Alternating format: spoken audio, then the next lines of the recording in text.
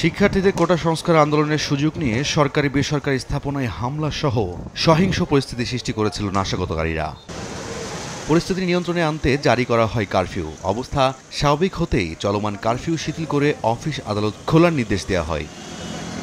বুধবার সকাল 11টা থেকে সারা দেশের সরকারি বেসরকারি সব প্রতিষ্ঠান 4 ঘন্টার জন্য খুলে দেওয়া হয়। এর ফলে 3 দিন সাধারণ ছুটির পর প্রশাসনের কেন্দ্রবিন্দু সচিবালয় এবং সরকারি বেসরকারি প্রতিষ্ঠান সহ সকল ক্ষেত্রে প্রাণচাঞ্চল্য ফিরেছে। 3 দিন পরে অফিসে আসছি, ভালো লাগছে। অবশ্যই অফিসে কোনো পরিবেশে না আসলে বাসায় বসে থেকে তো ভালো লাগে না। অফিস শুরু হলো, বেশ ভালোই লাগতেছে এখন আর কি। বাইরের অবস্থাও ভালো। তবে অনেকেই দূর দূরান্তে অবস্থান করায় এবং যাতায়াত ব্যবস্থা পুরোপুরি স্বাভাবিক না হওয়ায় অনেকেই যোগ দিতে পারেননি কর্মক্ষেত্রে। আমাদের অনেক সহকর্মী আসতে পারেনি। আমরা কাছাকাছি থাকার ফলে হয়তোবা হেঁটে বা রিক্সা নিয়ে চলে আসতে পেরেছি। এদিকে 3 দিন ছুটির পর ব্যাংক বিমার সকল শাখায় লেনদেন স্বাভাবিক বলে জানিয়েছেন কর্মকর্তারা। তবে টাকা উত্তোলন এবং জমা দেওয়া ছাড়া অন্যান্য সেবা কার্যক্রম এখনও পুরোপুরি সচল করা যায়নি।